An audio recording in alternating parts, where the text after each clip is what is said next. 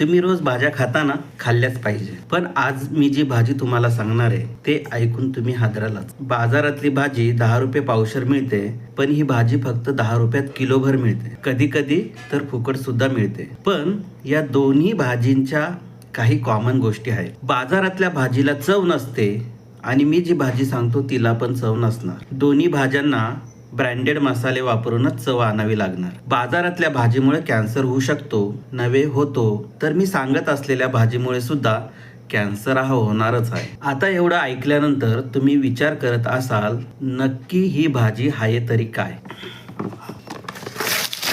एक पृष्ठा घ्यायचा, पाण्यात भिजवायचा, मीठ मसाला ब्रँडेड मसाले टाका, थोडी वाफ द्या आणि ताटामध्ये खायला घ्यायची.